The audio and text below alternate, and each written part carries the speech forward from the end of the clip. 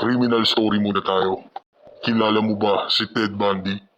Si Ted Bundy ay isang kilalang serial killer sa Amerika noong 1970s at isa siya sa mga pinakakilalang kriminal sa kasaysayan ng Estados Unidos dahil sa kanyang karisma, talino at kasamaan. Ang buong pangalan ni Ted Bundy ay Theodore Robert Bundy.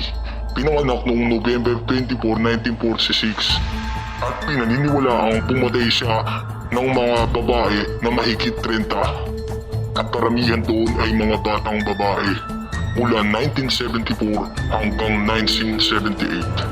At ang kanyang estilo ay pandiling lang at nagpapanggap siyang may kapansanan pero sa saklay o naka-arms din tapos hinihingi ng tulong ng mga babae sa kanya ito dudukutin.